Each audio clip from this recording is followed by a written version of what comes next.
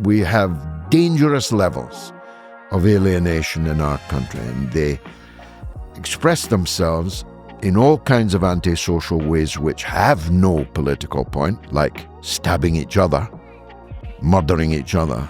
Our political, economic system is extremely precarious. It is governed by the lowest among us, the worst among us. Everybody who has a stake in this country should be very worried about the direction of travel that we're in.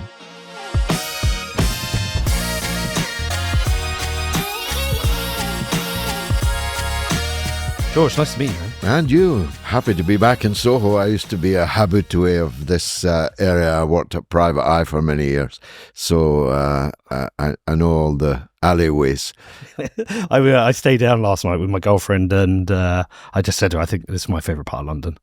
There's so much to do. Oh, I love it. Yeah, totally love it. George, right. Where do I start? Tell you where I start.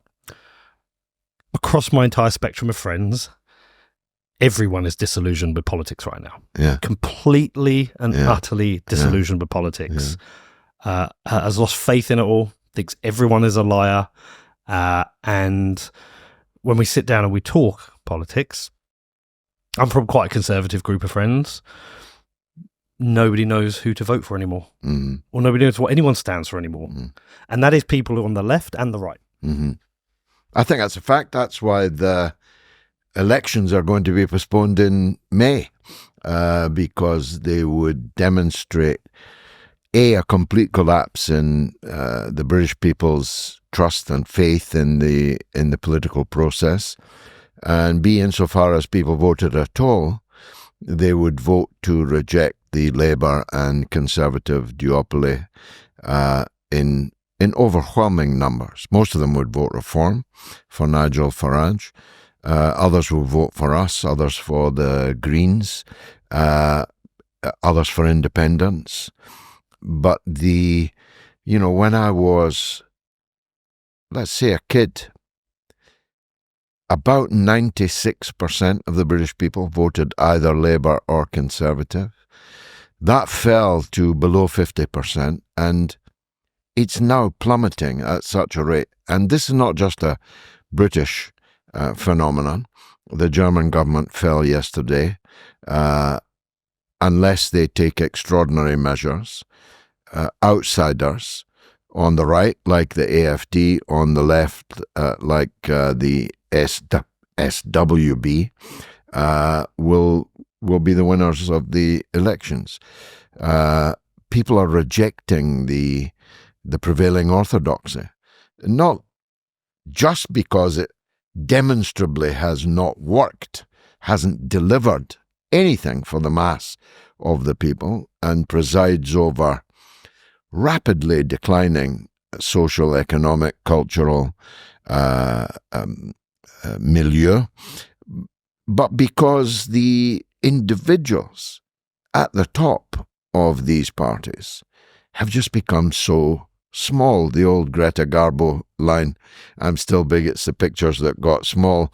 It's the opposite here in the West. If you, by any metric, Schultz is a very small man compared to the people that went before him. Ditto Macron.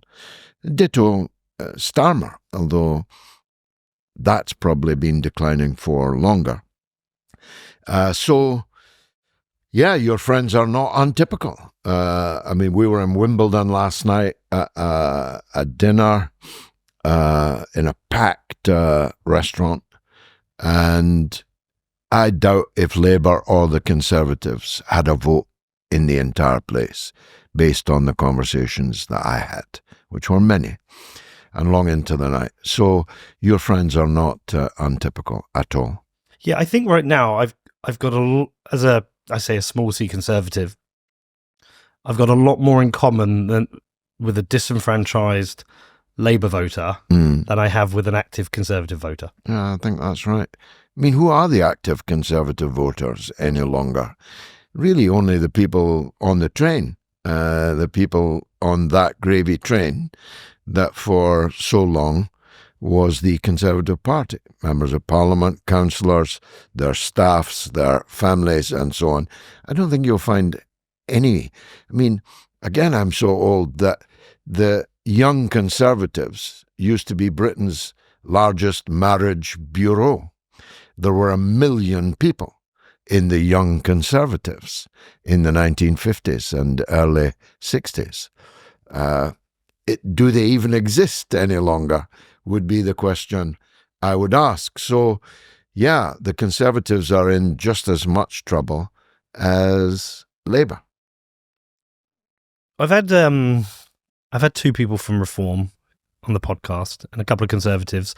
I've struggled to get people from the left to come on the show and talk, and I want to, because I think a strong Conservative Party needs a strong Labour Party, and I think vice versa. I think you need that tension. My brother always talked to me about this. That tension is what brings the best out in people. I don't think that tension exists at a policy level anymore that's credible, because I don't think they really stand for much difference. I don't see a significant difference between, say, a Rishi Sunak Conservative Party and a Tony Blair Labour Party. No, there's no difference. No. I think you need to forget this false dichotomy, if I may say so. Please do. Labour and the Conservatives are two cheeks of the same arse, as I famously opined 1 million times. And there is no difference between them. And people hate them, both. So stop looking for Labour and Conservative. That's not the real dichotomy. The situation we're in now is that none of the above is the biggest party in the country. People who don't support or want to vote for anybody at all. I mean that literally. Most people don't vote. And the people who do vote are beginning to shower their votes on the right to Reform, on the left to us, with a complete media blackout and infinitesimally small budget. We got best part of 250,000 votes on the 4th of July, having not been mentioned in any opinion poll, any television broadcast, no debates, nothing like that. And that was only with 200 and so or so candidates. So if we'd had 650 candidates, that figure probably would have been 1 million. So people are looking for something that isn't visible on the mainstream media radar, which itself is, of course, rapidly declining. Hence, I'm talking with you, and twice a week with my own show. Last week we had 5,967,000 viewers. Let's go. Now, I think Question Time got 220,000. Is that it? And we got 5,967,000. And so, of course, that's not just from Britain, but it is from the English-speaking world, from people who speak English. And that makes my point that all over what we call the West, of course, it included people in Australia, New Zealand, which isn't in the West but thinks it is, people are looking for something different, and you're onto something with your podcast. Well, we hope so. I mean, it's just honest conversations, unfiltered. Speak to people about what they really care about. As I said to you, I listened to a lot of the rest is politics, but I just felt they're a bit too establishment, and I felt like I needed to do something that was more representative of what my friends are thinking and people are thinking. But you I mean, obviously you were a member of the Labour Party for a long time and were an MP, a Labour MP for a long time. Obviously you left the party. No, I was kicked out. Oh, you were kicked out. Well, okay. Tony Blair expelled me over the Iraq War. Okay, well, I know you've talked about that a lot. I mean, we can talk about that. I still think he's a war criminal. That's just my view. Same with Alistair Campbell. But anyway, what is the state of the left now in the UK, and how has it changed, and where do you think it's gone wrong? Well, we'd have to first, ontology is important. So Okay. we'd have to first define what we meant by left. Left has become, in most people's mind, liberal. And as I always like to growl, I ain't no liberal, bruv. And I've never been a liberal. But for the most part, what calls itself the left, pardon me, and what most of the public identifies the left is, refugees are welcome here, trans women are women, the obsession with taxing people as if that was going to solve our problems, a failure to appreciate the impact of crime on ordinary working class people, and hideous word, the embourgeoisification of the left is now virtually complete. They are university educated, Guardian reading, North London dwelling, macchiato swilling. What's that you've got there? I've got cappuccino. No, flat white. I've got flat white. It's a completely different world to the world in which the mass of the working class lives. If I took you now to Rotherham or Blackpool, or huge parts of Birmingham and the inner city everywhere, it has nothing to do with that section of the community, now a small one, which identifies itself as left. They were pro-EU. They were pro-cheating the people after the Brexit result didn't go their way, by forcing them to vote again. They're pro-NATO, hence they support United States wars. They're the kind of people that were weeping at the defeat of Kamala Harris. Now, that sort of grouping has no chance whatever, ever again, of getting the affections, the votes. Corbyn in 2017 was the last throw for them. And 2019's decline from almost 13 million votes to 9 million votes shows that even Corbyn lost his way amongst the mass of the working people. So that's the left. I'm the last man standing, and I don't even call myself left, because I don't want to be identified with any of those things. I'm a socialist. That's a different thing. The humble bee, a keystone species crucial to the survival of Earth's inhabitants. Here's how things would look if bees vanished. And here's how they'd look if humans vanished. But imagine if instead we became a keystone species by doing things the right way, by taking responsibility for our actions and becoming the solution. Iron mines the world's most responsible currency the right way. Because the future depends on it.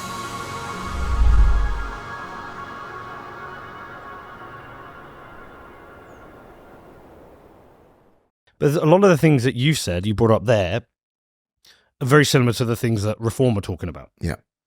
And so strangely, there is an alignment on a number of issues, which I think a lot of the people are fed up with. But at the same time, you would have fundamental policy differences that mean you couldn't work with a reformer. No.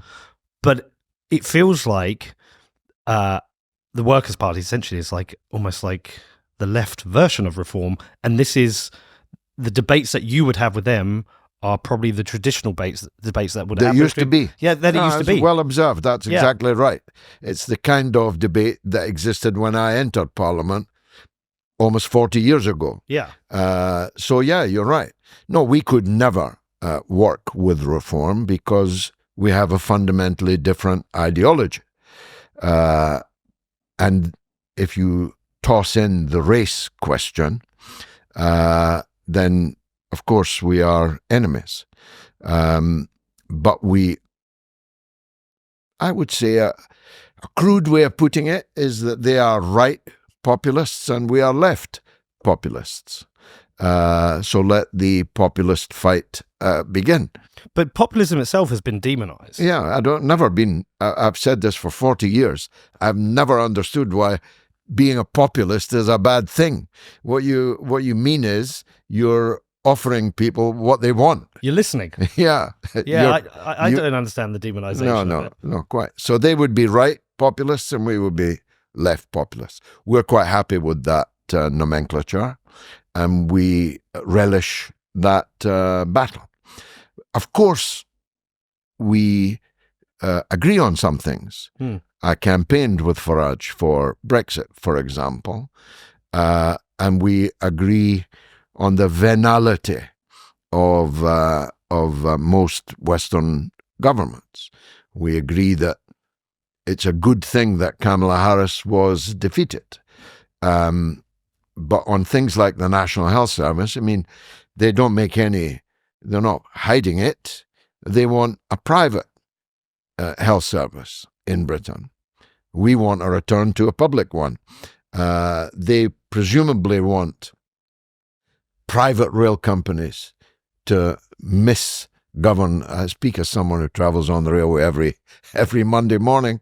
It is a complete nightmare, and only public ownership, like they have in some other Western countries, never mind Eastern ones, is the only way to run a railroad. You cannot balkanize your railroad and allow Spanish companies, French companies, German companies, many of them state-owned themselves, to run your railroad. And the result is what every person who travels on the railway now knows.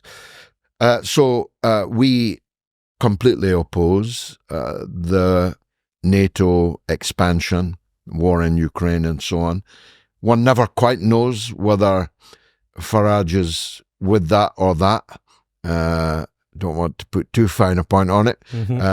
But let's just say they are ambivalent about U.S. wars. We completely oppose them. So, no, we have some points in common, but we have fundamental things in opposition.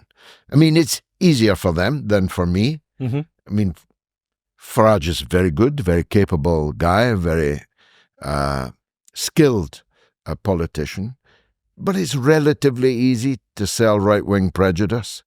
It's considerably harder to sell socialism. And so he starts off a good few hundred yards down the track ahead of me, but millions support our take on things. And on a level playing field, if we had PR, for example, we'd have 40, 50, 60 members of Parliament. So in some ways, even though you completely disagree with them on many policy things, do you quite admire what they've done, or do you relish in what they've done because you can see a same path for the Workers' Party? Yeah, well, I'm certainly glad that they have bust the duopoly. Yeah. And I have good personal relations with Farage, not with any of the others in the party. I don't know them, but I have never had bad relations with him, and have campaigned with him, as I said. But they're a private company. I mean, literally. Well, I know that because I had Ben Habib here, and his first criticism was that Farage needs to democratise the party. Yeah. Yeah. And look what happened to Ben Habib. So, I mean, they're a private company owned by a market stall trader. So I think they'll come a cropper one day. But for the moment, they're busting up the duopoly, and that's a good thing. Along with that, I kind of feel like there is this, we're going through this transitionary phase. I feel like we're about one election cycle behind the US. I'm observing what's been busted there, both in politics and media. And I know a lot of people are looking across the US thinking, I think I want that. I think I want what's happening there. I think it's all being broken up here as well. Mm-hmm. The legacy is starting to kind of collapse. Mm-hmm. And I think that is a media and political thing. Mm-hmm. And so I'm with you, like reform busting it open. But also, I mean, I despair at the left at the moment in the UK. I despair at the Labour Party because I have friends and family voted for them, and I hear the things they defend. I think they're ridiculous. So how does the Workers' Party do similar to what Reform has done? How do you? Well, we're trying. It's not easy, as I say. We lack money. We lack mass media. Can't even call it that anymore. Mainstream media, can't even call it that anymore. Legacy media. Corporate media profile. I have myself got one, but our party in its existence doesn't.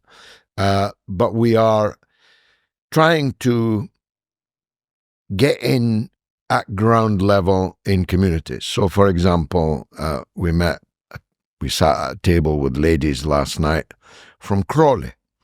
Not exactly Clydeside, mm-hmm.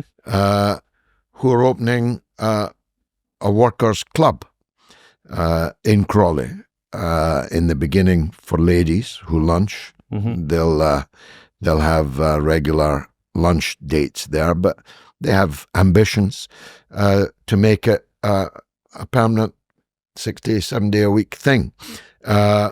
We've got a lot of people deeply involved in some of the big campaigns that are going on at the moment, particularly the Palestine, Gaza issue. Excuse me. We've got people involved in what is left of the unions, people involved in areas where the economy just went tits up, in Grangemouth, for example. In South Wales, with the closure of the steelworks, in Grangemouth, with the closure of the refinery. So we, with the limited, we've only got 3 full-time members of staff, a couple of part-time. We're opening offices, so we have opened an office/shop in Rochdale, which will serve Bury, Rochdale, and the towns round about Oldham, even as far as Blackburn. That's where my dad's from. And he grew up in Accrington. Oh, wow. Yeah. Accrington Stanley, I remember when they were relegated out of the league. You see, they've just got Liverpool in the FA Cup. Yeah, marvellous. Yeah. That'll be a great game. So, are you at Bedford? Yeah. I live in Bedford. That's right, yeah. Yeah. How are they doing?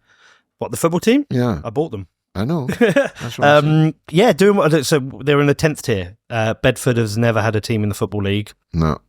I think the highest we got was Step 2, which is the 2nd tier of non-league.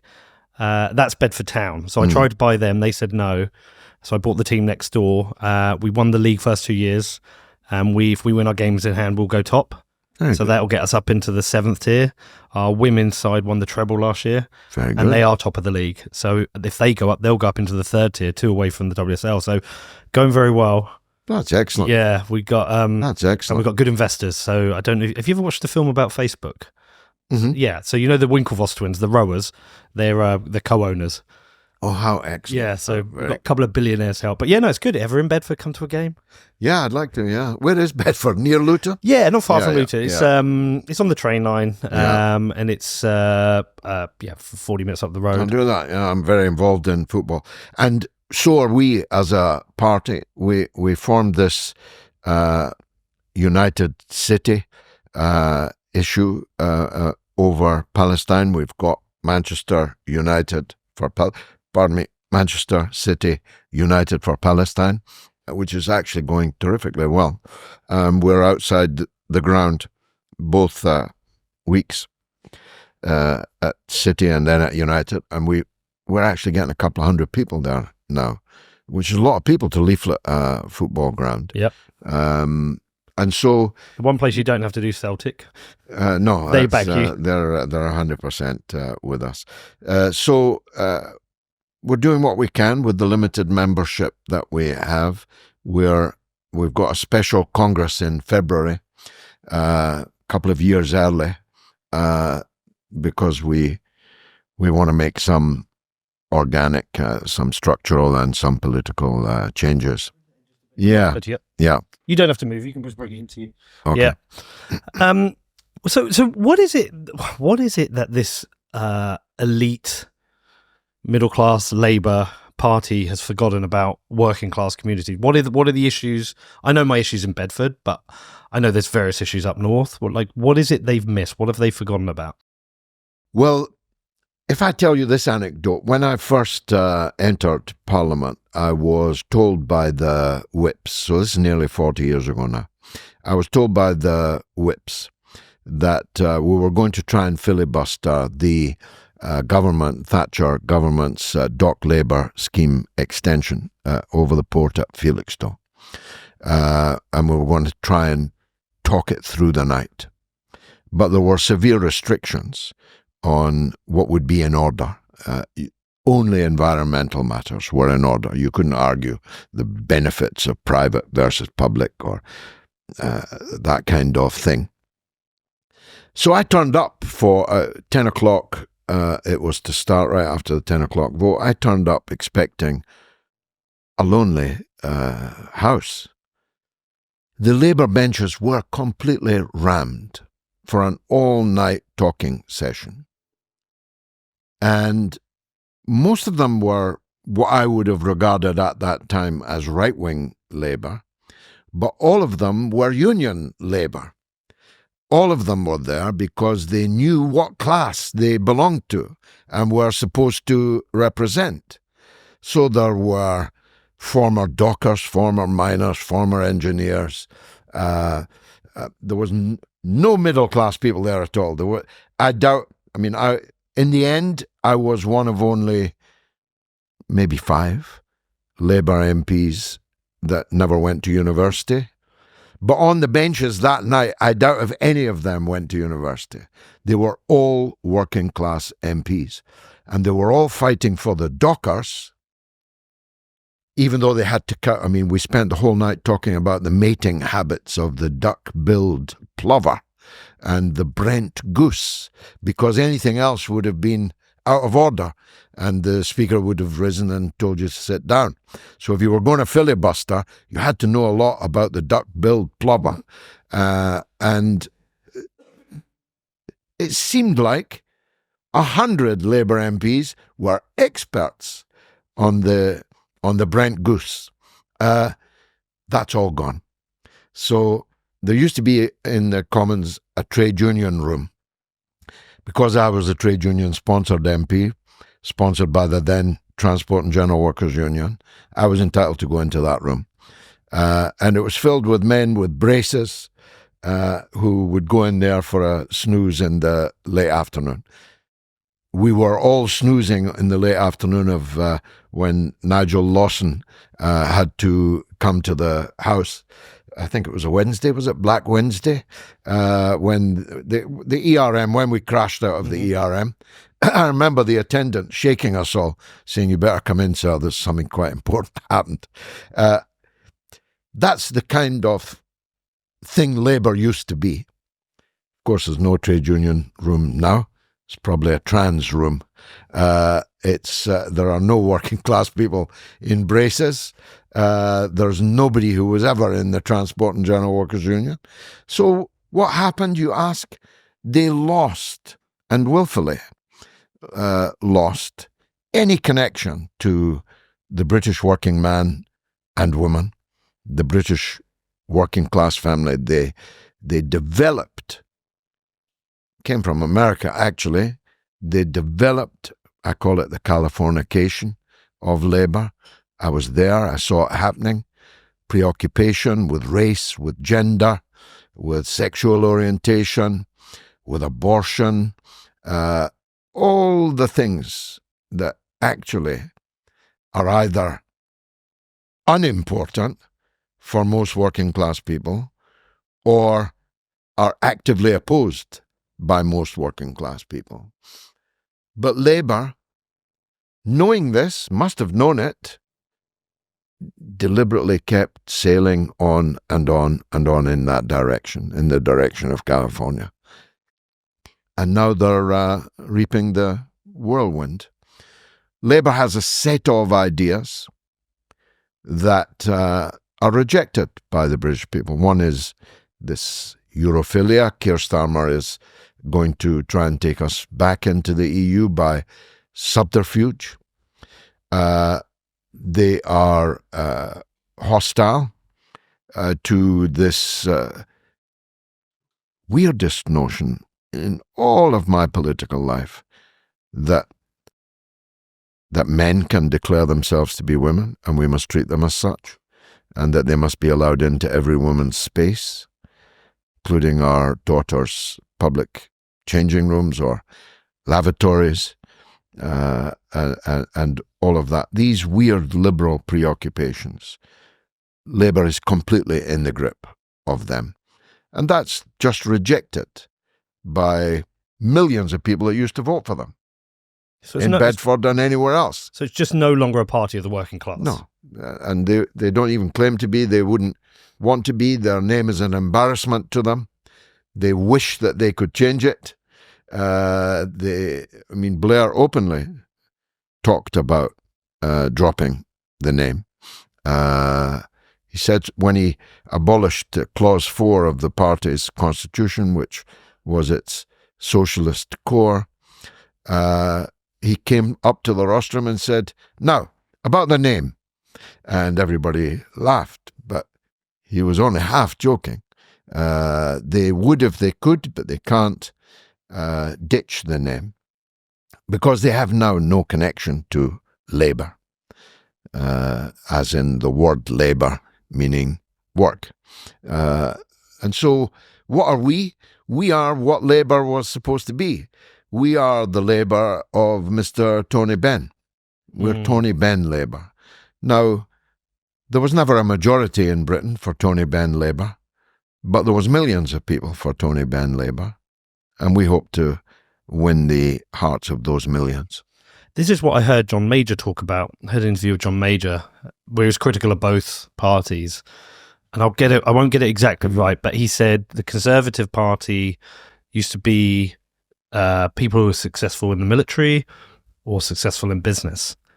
And the Labour Party used to be people who were successful in their community, who maybe operated trade unions or led trade unions. And he said both parties were full of people who represented the people and had their debates over that. He said now it's just career politicians and student politicians who become career politicians, and nobody really understands the people they're meant to be representing anymore. Which I thought was a really valid point, because I said, it's absolutely accurate. John Major, by the way, of all the prime ministers I served in Parliament with, was the only human that qualified as a human, and I always liked him. But what he said to you is exactly what I'm saying to you. No, it was an interview. It wasn't to me. I wish. What he said is exactly what I'm saying to you. And it's true to an almost unbelievable extent. So I was briefly back in Parliament, as you know, this year.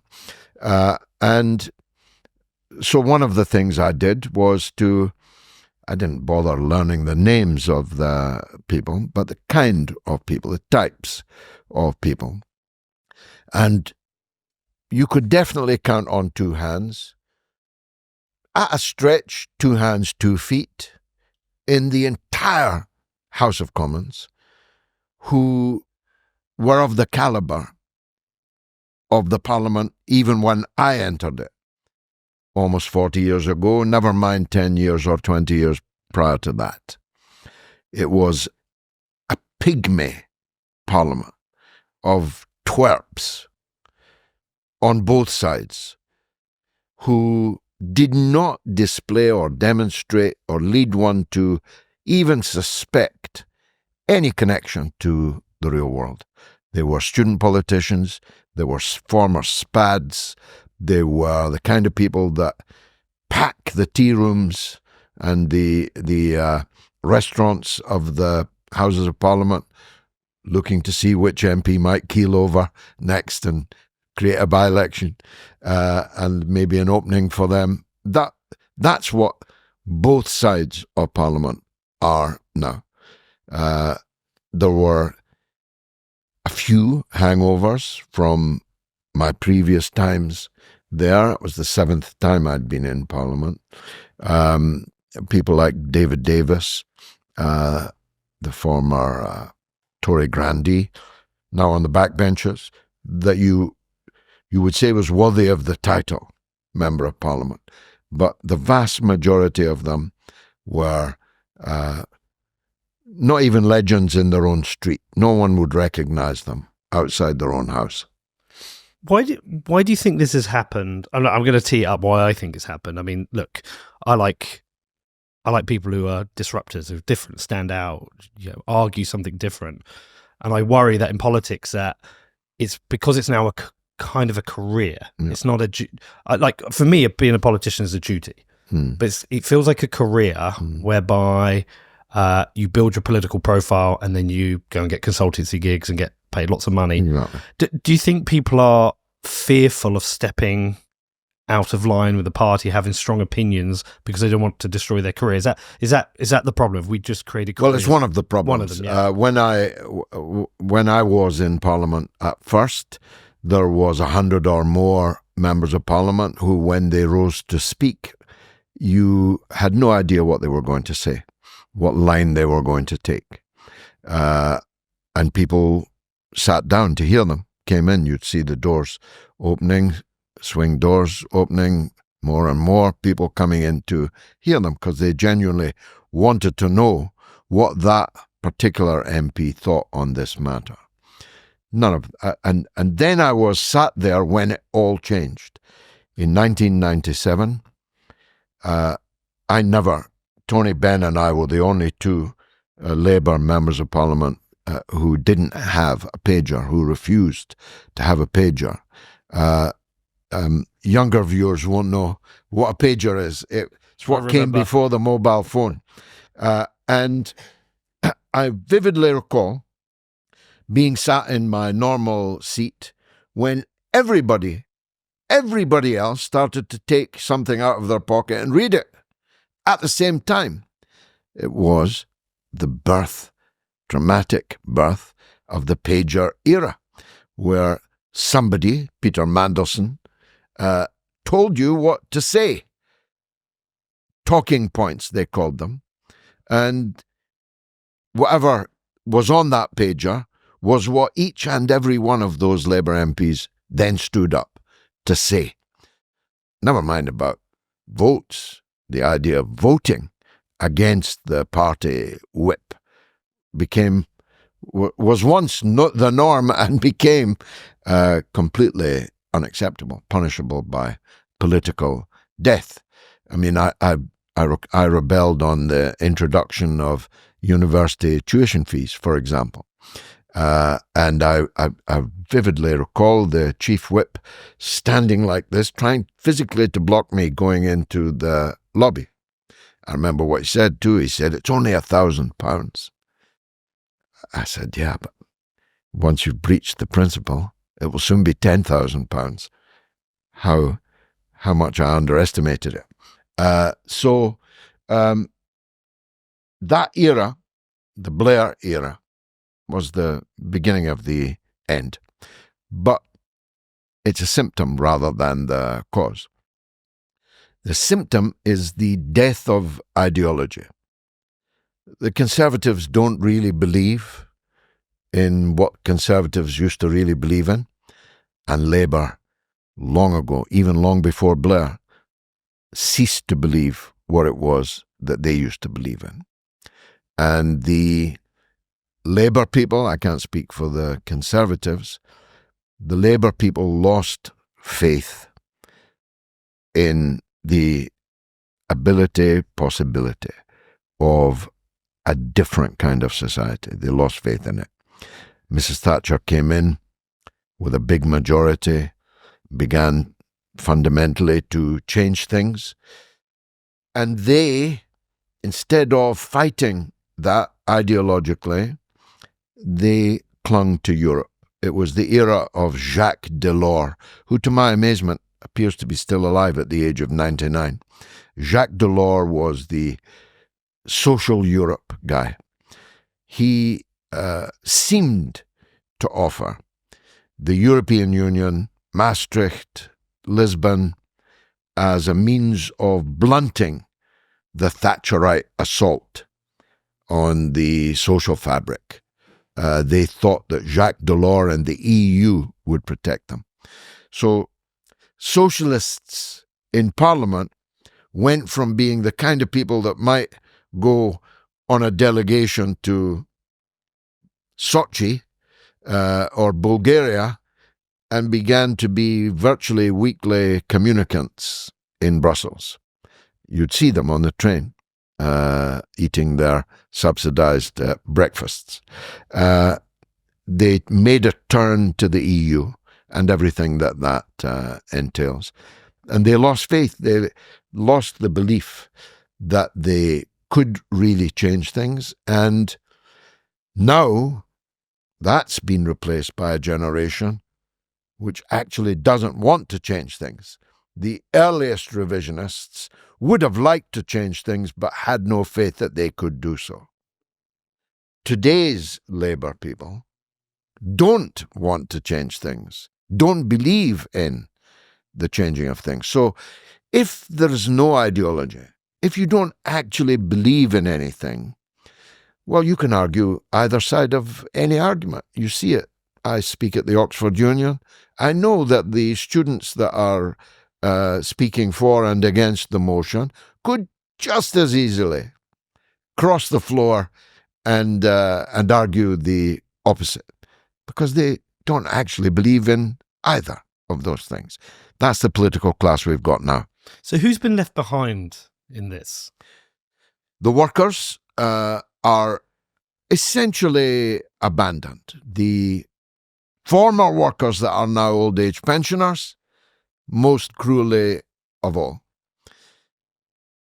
You and I don't look like the sort of guys that have to worry about switching off the electricity.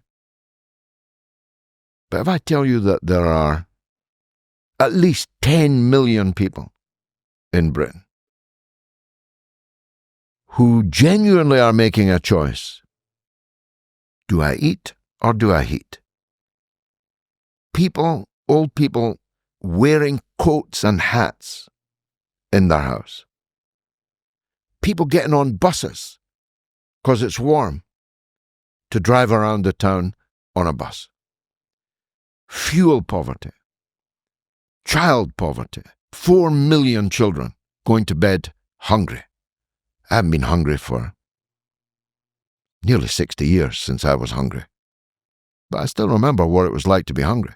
I still remember the man coming to cut off my electricity with snow outside. And I hope I always do remember it. Who's been left behind is the workers, their parents, and their children. There's a section of our community, people say the 1% is much more than 1%, but it's not any more than 10%. There are 10% winners in our society, and they live a great life. I live a great life, so do you. Mm-hmm. But the 90%, 9 out of every 10, don't know what they're going to do if they lose their job, if a paycheck is missed, if an unexpected bill arises, and have long ago forgotten the Britain we had, where a skilled worker, like my father, God rest him, could bring up 3 children, keep a wife at home and 3 children, and go on holiday, albeit in Britain, on one man's wage. That seems like a fairy story now. It's an unbelievable aspiration, that. And in fact, you'd be denounced for having that aspiration.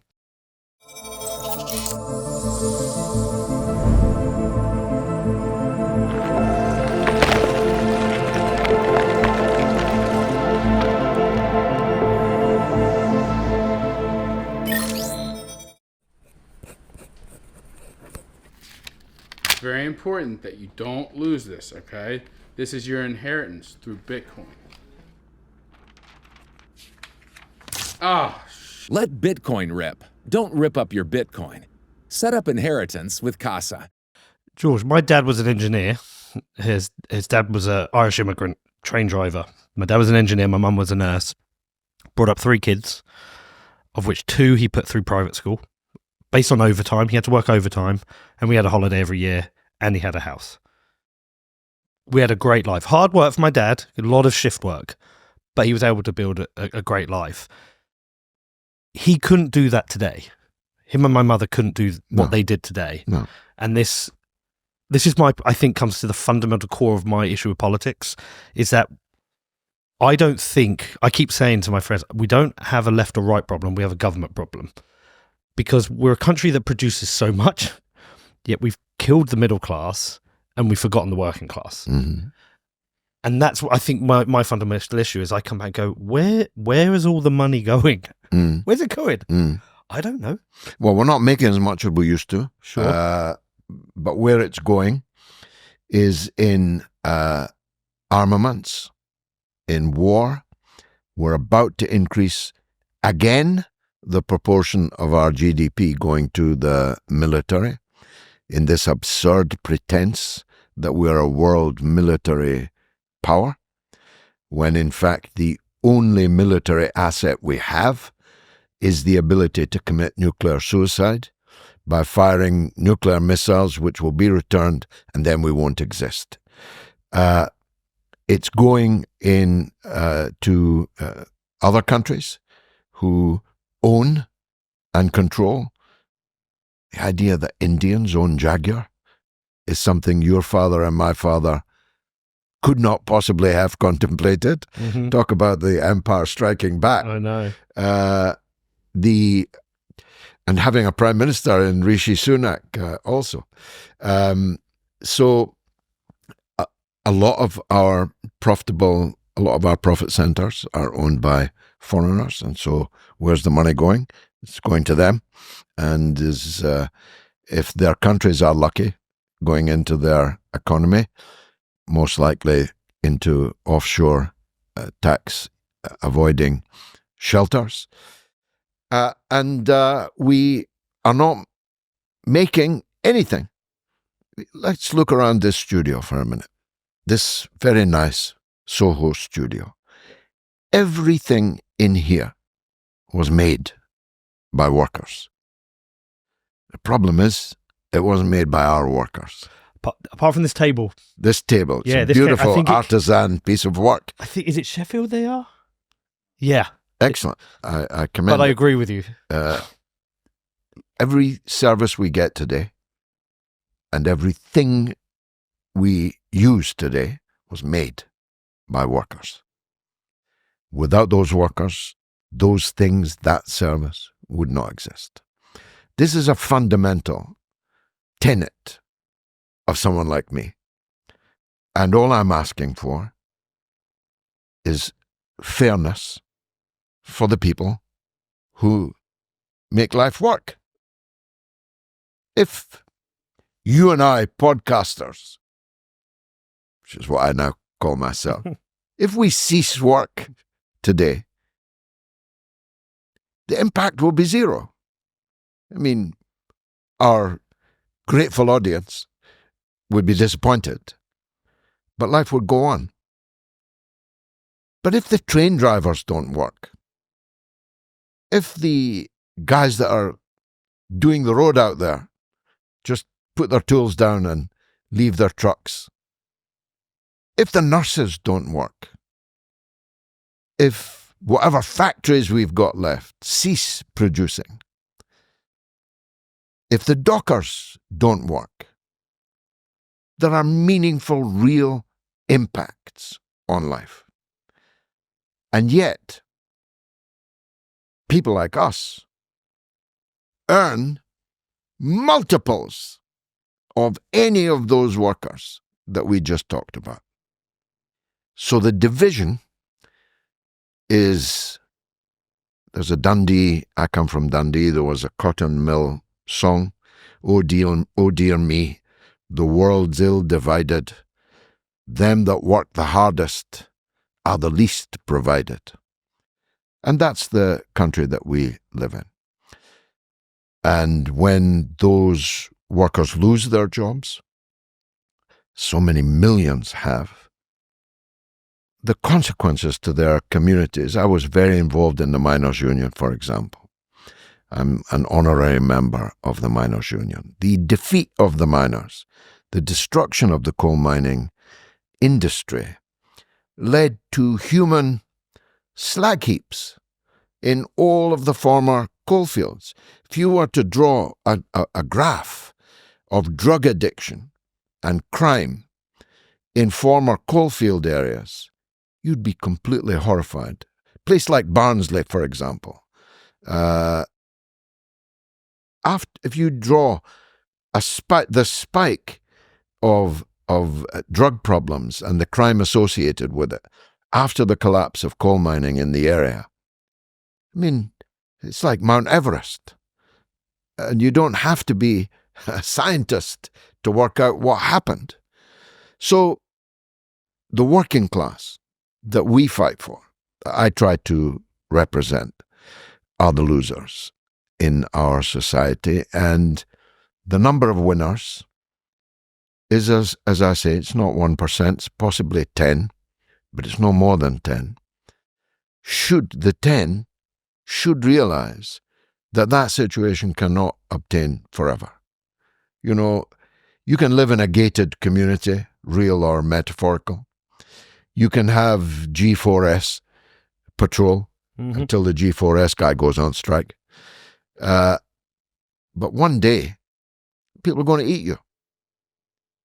Maybe even literally, but definitely metaphorically. We have dangerous levels of alienation in our country, and they express themselves in all kinds of antisocial ways which have no political point, like stabbing each other, murdering each other. 3 yesterday in London. We left London. We couldn't risk, with our big family, we couldn't risk it any longer. But crime is out of control in many communities, including Britain's coastal communities, which I didn't dwell on but should have. 174 coastal constituencies in Britain are the poorest places in Britain. They're poorer than any inner city. A place like Blackpool, for example, is a volcano waiting to go off. So our political, economic system is extremely precarious. It is governed by the lowest among us, the worst among us. So if I were as rich as you, I'd be worried about that. I'm worried about it as being someone who is wealthy also. But everybody who has a stake in this country should be very worried about the direction of travel that we're in. What do you think like I say, a small C conservative like myself, what do you think is what do we have as blind spots, I say generally, with regards to the traditional Labour policies? And to reverse that, is there anything that you think Conservatives do well which Labour could learn from? Well, the way we talk about common sense socialism, so it's common sense that nobody would want to buy a suit that was made by a state tailor. Nobody would want to have lunch in a state restaurant. There are some things that are better run by the private sector. Suits and restaurants definitely being two of them. I have seen the brown box suited Bulgarian party apparatchiks in the 70s and 80s. I'm after this going to, we shop vintage shops, and there's a good one here, Rocket in Soho, that we're going after our business today. There are lots of things that are better done by the private sector, but there are some things that must be done either by the state directly or under the state's direction. I alluded to one of them, transport. Yeah. I always think it bizarre that more people haven't concluded that air traffic control is probably something best left to people who are not doing it to make a profit out of it. Not to put too fine a point on it. There are other strategic industries. The reason I fought for Brexit is because the EU's rules and regulations precluded the state taking any action, to protect or to kickstart its own industries. It was illegal to do that. I believe we need to have a steel industry. Therefore, now that we've Brexited, we should have saved our steel industry. A country like ours that doesn't have steel makes no sense at all. Common sense socialism dictates that we protect our steel industry, that we allow our public authorities to make procurement decisions that boost British industry rather than foreign industry. Why is every car built anywhere but Britain? In the police force, in the why is every ambulance, etc.? I could go on. Every state purchase of a piece of capital equipment should have as its number one priority boosting British business. Common sense socialism, that. You don't have to argue Marx and Engels about that. You speak to anybody on the street and say, if our taxes are buying things, shouldn't they be buying British? Almost everybody would say yes to that question. Only a Trotskyite or an ultra-libertarian conservative would say no to that. These kind of decisions are where we ought to be able to get to a national consensus. And I believe that we once did and definitely could again. So I'm not one of these people who wants to nationalize the corner shop, the fish and chip shop, the tailor, the restaurant, the cultural sector. This is the last thing in the world I would want is the state involved in the cultural sector, which must always be a safety valve, a canary in the coal mine, whatever cliche you want to use.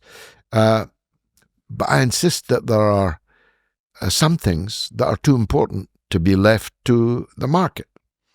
And I think we could relatively easily reach a consensus about those things. And one day we'll have to. But what about what you think maybe conservatives do well? I always like to ask this question. I did it with, I interviewed Ted Cruz once.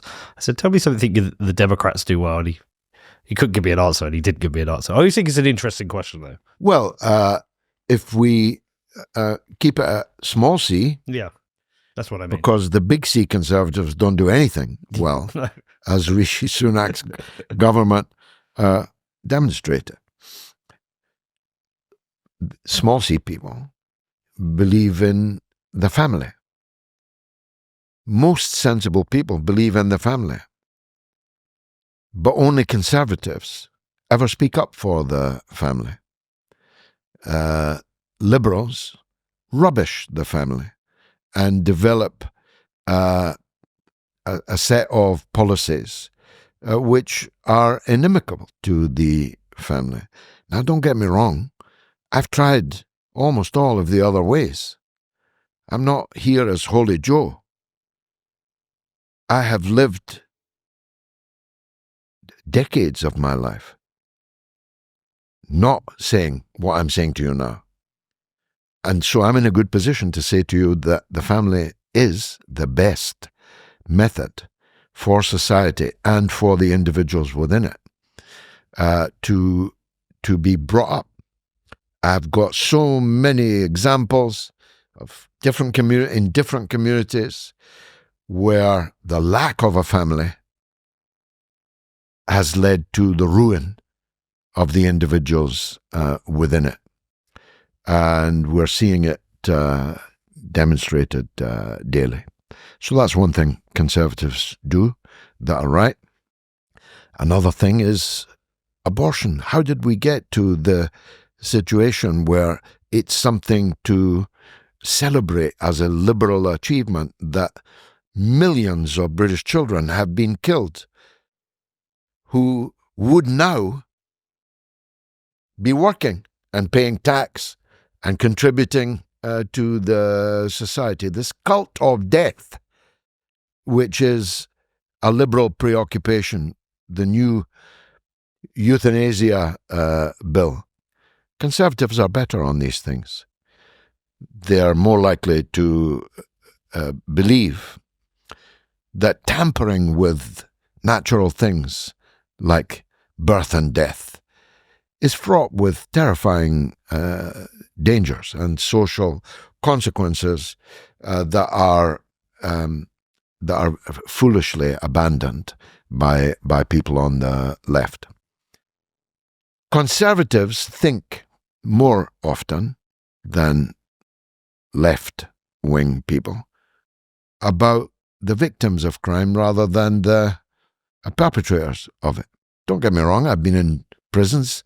I've seen the hellholes that they can be. I believe in trying to rehabilitate people. I believe in all that. But when I see some of these people walking free with, what is it they call them, community service punishments, for sometimes heinous crimes, which are not victimless at all. I saw one yesterday, a guy who had tens of thousands of images of sexually abused children, many of them of the highest category, being sexual acts against babies. He got community service. He didn't go to prison. How can you compute that is a fair punishment? But it happens all the time. Conservatives are more likely to be outraged by that than liberals. So that's another thing that conservatives get right. A belief in the country. Look, I fought for Brexit. I fought against Scottish independence. I believe in the country. I like it. You mentioned Accrington. I remember the day I was in the Isle of Man when Accrington Stanley were deselected, was the phrase, I think. Kicked out of the league. I remember it. Because I remember thinking darkly, what does that mean? So, my father told me deselected. I thought, what, being killed or what? No, they're no longer a team. I could tell you all of the teams in the Scottish and English leagues. I could tell you most of their stadia. I read and remember the football results up and down the length of this country. I love the language. I love the regional accents. I love the things that we have done, the culture that we represent. I was telling my wife, who's Indonesian, born in the Netherlands, about the judge in the 1960s who looked over his horn-rimmed spectacles and said to the council, what are the Beatles? And the council answered, they're a popular beat combo, Your Honour. I love British humour. I love British culture. I love the geography of the people, and I love the people. Conservatives are more often likely to say that than liberals, who don't see themselves as from here. They could just as easily be from anywhere. They don't feel any real affinity with the country or its people. So conservatives are better at that.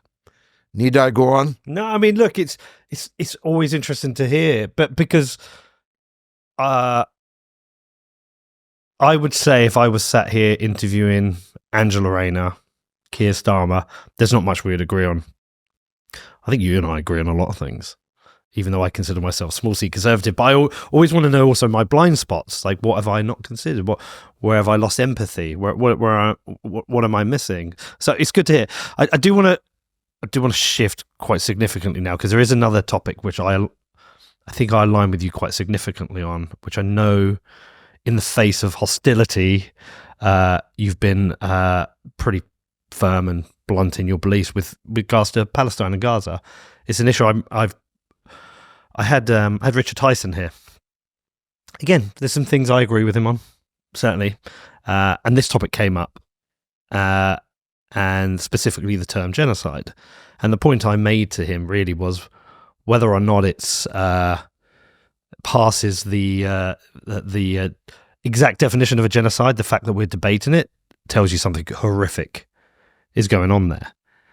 And I've always felt that I can be empathetic for moderate Israelis trying to live in peace, and at the same time think the treatment of Palestinians for decades has been horrific. And the response to what I condemn, terrorist acts, has also felt always too extreme. And I'm really troubled when I find people who certainly have no empathy with Palestinians.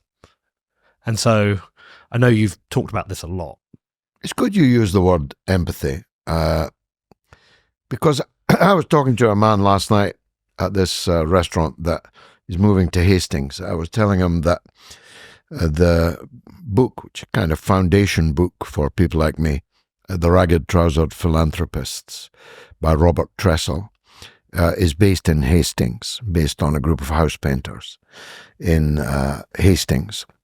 It was written in 1904, and at that time there was a spike in Jewish immigration into Britain, and the popular prints were full of talk of these foreign accents, smells, their women wear this, don't wear that, their men dress like this, dress like that. These aliens. They actually introduced a bill at that time called Alien Reduction Act or something like that. And the Jews were the proximate cause for a huge spike in xenophobia.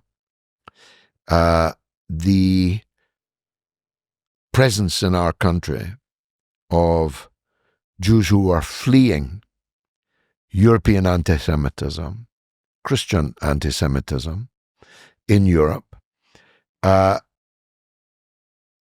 few people had empathy for them.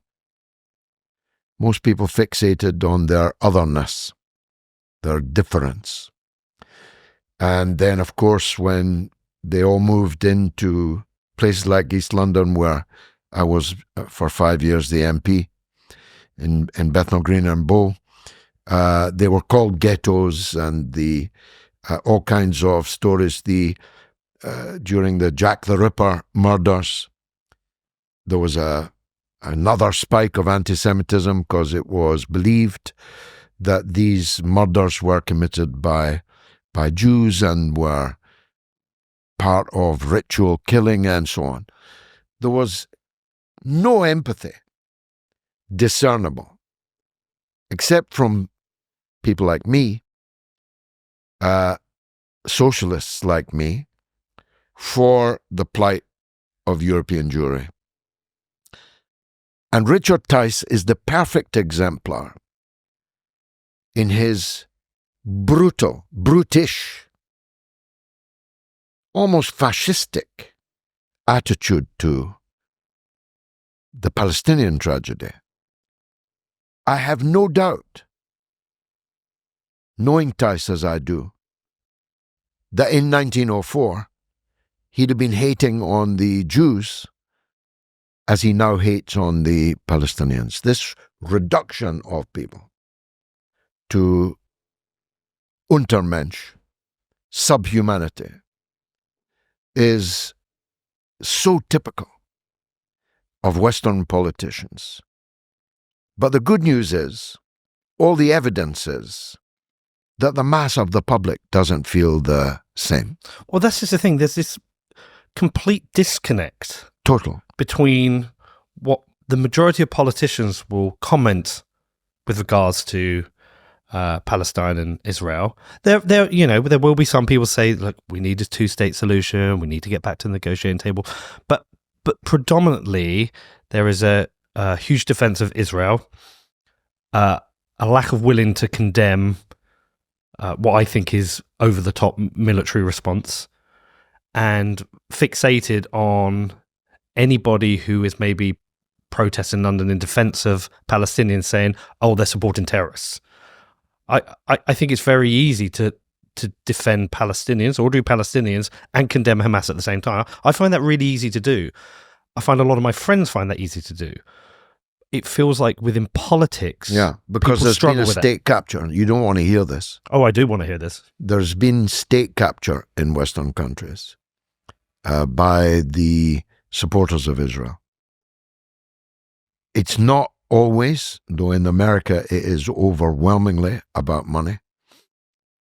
If you are receiving as totally unknown members of Congress, I mean, I could give you their names, but you'd never have heard of them, and you have a lot to do with America.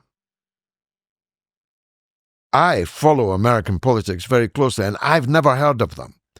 But I could tell you that they received $2 million, $3 million from the Israel lobby in their last term, and look forward to continuing to receive it.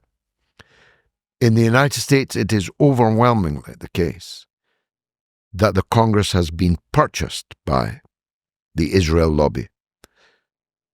Joe Biden, over the course of his career, has received almost $50 million from the Israel lobby in support for his elections, for his private office, and all the other ways that you influence politicians.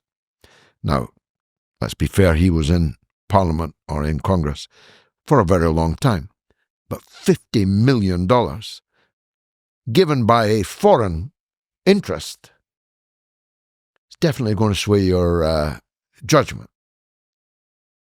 Here in Britain, first of all, we don't know exactly how much is given because, well, for a long time, there wasn't proper reporting systems in British politics at all.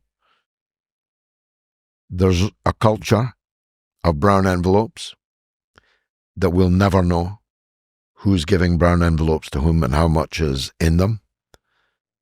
If you look at the reported figures, by American standards, it's relatively small, which makes me suspect that there's more to it than that. Because I see hundreds and hundreds of MPs with no apparent need to be so preoccupied by supporting a small country in the Mediterranean, in the Levant. I ask myself why one of them's now awaiting trial for beating his constituent to the ground in Runcorn. So he's suspended from the Labour Party. But I used to ask the question rhetorically, why are both of the Labour MPs in Runcorn such avid supporters of the Labour Friends of Israel? I don't get that. There's nobody in their constituency asking them to. Runcorn has no relations, economic or otherwise, with the Middle East. What is it about Israel that first attracted the two Labour MPs for Runcorn? I used to ask this on public stages. And nobody could give you an answer to that. There's no good answer to it. Yet, Almost all Labour MPs are in the Labour Friends of Israel. They're not in the Labour Friends of the Philippines or the Labour Friends of Timbuktu. They're all in the Labour Friends of Israel. Why?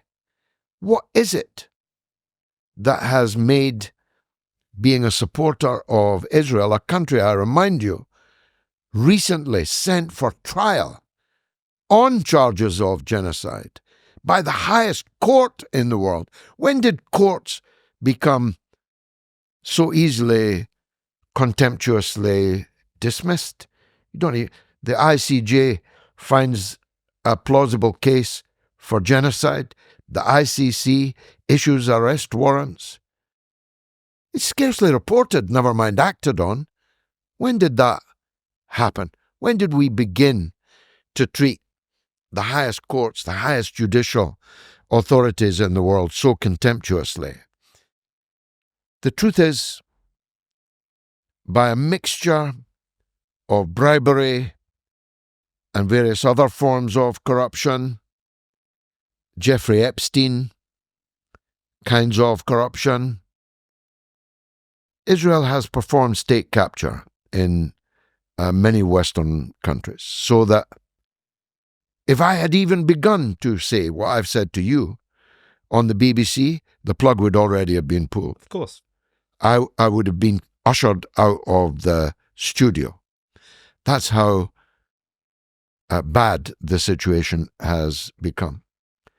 But the public, including the Jewish public, particularly in the United States, and particularly amongst young Jewish people in the United States, 60% of young Jews in the United States don't support Israel's right to exist. 60%.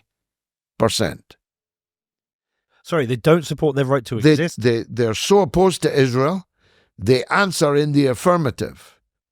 Should Israel cease to exist, they say yes. 60% of Jews under 30 in the United States. But that also makes me feel uncomfortable. Well, it's a measure of how utterly bereft of public support the crimes of the Israeli government is. Mm. And yet you find no echo of that in either the political system or in the media in Western countries. So why? We can only speculate. Could it be that they really love Jews? Is it likely that all these evangelical Christians in the United States, 60 or 70 million of them, who are mad for Israel, really like Jews? Hardly. They're looking forward to the rapture, to Armageddon, at which point all Jews will have to convert or be killed. It's there in writing in their literature. So it's not about loving Jews. The best of our supporters for Palestine, Ilan Pappé, Norman Finkelstein, Mike Rosen, the people that I worked with underground in apartheid South Africa, who were all Jews, all the people who looked after me when I was in apartheid South Africa working for the ANC, were all Jews. The best fighters for justice are Jews. So why have we got to support the worst, like Netanyahu and Gallant and these other criminals, Smotrich, Ben-Gvir, and so on? Why are we supposed to support them? Why do our politicians support them? They wouldn't support any other group like that, any other group that stood for these things. What is it? It has to be state capture. And we have to break out of it, because there's nothing in it for us, and it's forcing us and forcing our servicemen to do immoral things. Starmer was in Cyprus last week. He thanked the Royal Air Force people there for doing work that we cannot speak about. First of all, isn't this a democracy? Why are our armed forces doing work that we cannot speak about? But secondly, I'll tell you what the work is. The work is spotting for Netanyahu's gunmen to rain down bombs and shells on people in tents.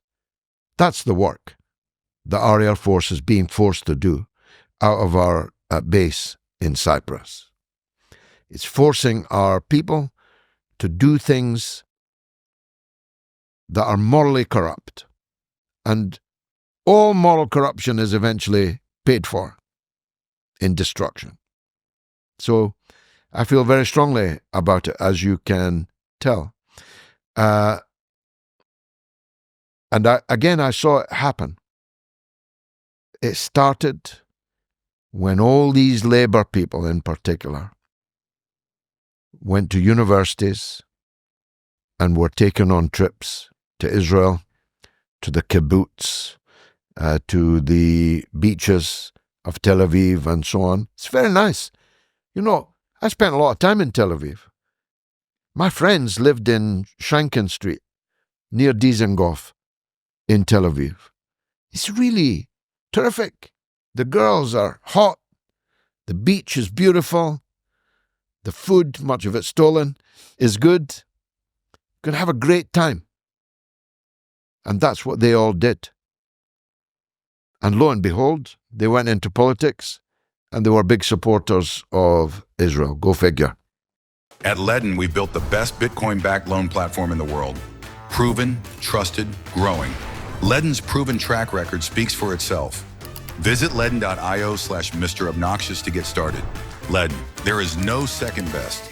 Ledden is not regulated in the United Kingdom. Any credit products or virtual asset services provided by Ledden are not subject to UK regulatory protections. Please consider the risks associated with virtual assets and consult a financial advisor before making any decisions. It troubles me. It's a complete lack of integrity, George. I mean, I know, for example, when this show goes out, this section on YouTube is going to light up with two sorts of comments. People thanking me, you, for having an opinion here, this empathy for the plight of the Palestinians. And then a group of people who are going to be like, hold complete contempt for us. Like, you're anti-Semitic. I don't believe I am. I have no issue with Jewish people. I have an issue with war, and I have an issue with the mass casualties we're seeing. And there'll be people saying, oh, you're naive, or you don't understand, or all Hamas has to do is release the hostages. Well, Hamas is finished now, so they can stop parroting that. They have completely cleared the north of Gaza. I mean, literally cleared it. They're tarmacking it today. And the 2.3 million, those that haven't been killed, we don't know how many have been killed, but it's hundreds of thousands. If you add the wounded, the amputated, and the rest, it's the best part of 1 million casualties. And presumably they're about to try and ethnically cleanse them too. Open the gates at Rafah, drive them into the Sinai, whether Egypt likes it or not. And there's no more Hamas. Hamas are now finished.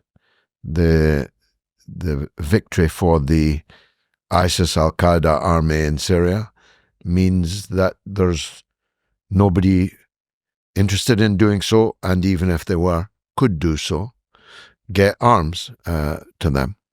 That transmission belt has now been destroyed. So they can forget about Hamas. But I've got to tell you, I was involved in this issue for a whole 10 years before Hamas existed. Before Hamas had a single weapon or had fired a single shot. And all the things that they're going to say about Hamas in your comments section, they said before Hamas existed. They massacred Palestinians before there was any Hamas. Yeah? Before there was any Hezbollah. That's how long I've been in this cause. Then it was Arafat. It was the PLO. Then it was Hamas. These are all look over theirs. The reason that these armed organizations exist is because The Palestinian people have been driven to the four corners of the earth as refugees. Lucky ones are here. Unlucky ones are in camps. In Gaza, 90% of the population of Gaza are refugees. They're not from Gaza. And they have lived 75 years in some cases, 60 years in others, as refugees, stateless people. Once there was a country called Palestine, now there isn't. Once they had a Palestinian passport, now they have no passport at all.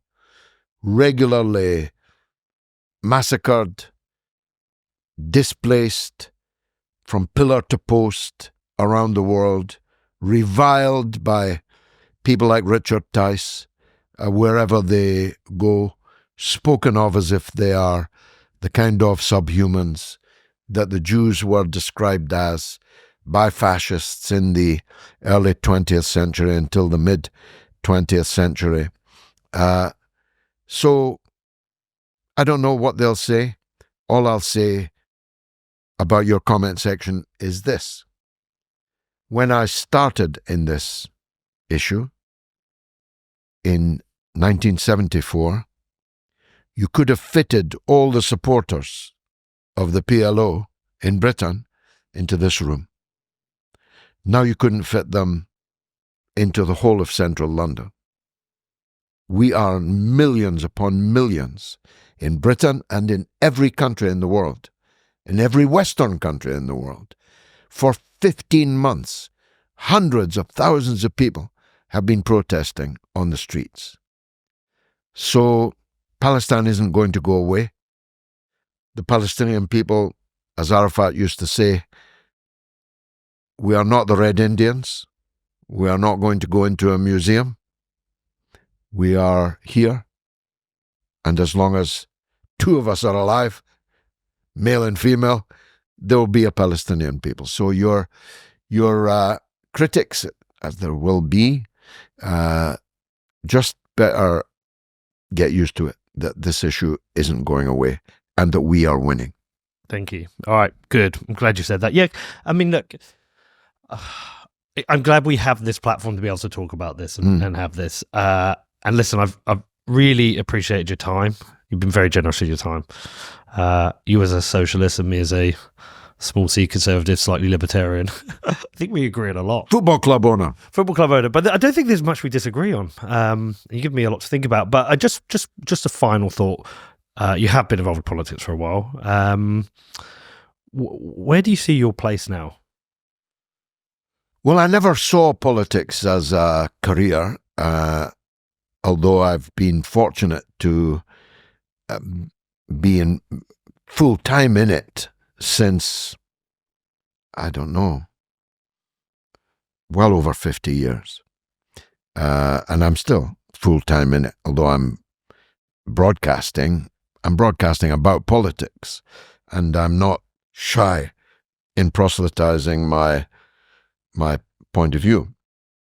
And we're doing very well, as I told you earlier. Millions upon millions watch what we do, and thanks to social media, we earn a lot of money from it. So I'll keep going as long as God gives me breath. I'll keep going. I have the same political views I always had, and I expect to continue to have them. And I have a lot of people who agree with me, and those who disagree with me are welcome to, as you have, argue it out, discuss it out. Not many do, though. I get the impression some of them are afraid to debate with me.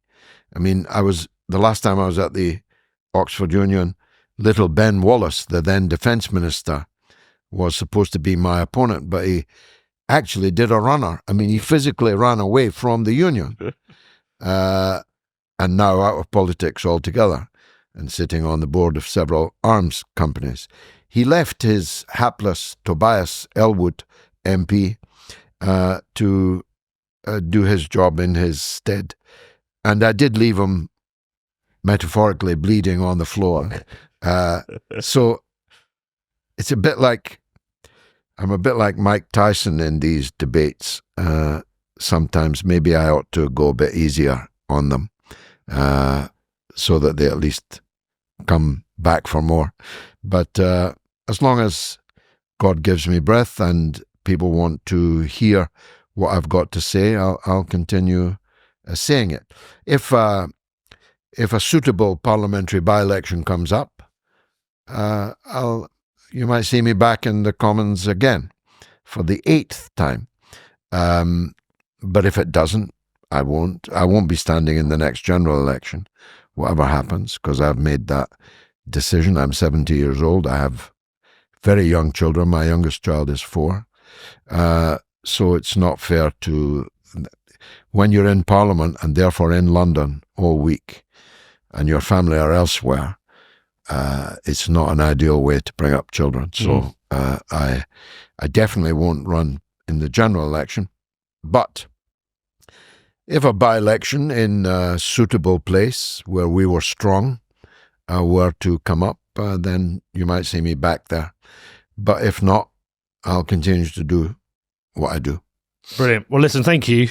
As I said, generous with your time. I probably could have talked to you for another 2-3 hours. Yeah, good luck. Thank you. Appreciate you coming on. Thank you. Thank you, George. Nice to meet you. Thank you, everyone, for listening. Good luck, Bedford FC. Go on. Thank you. Bye.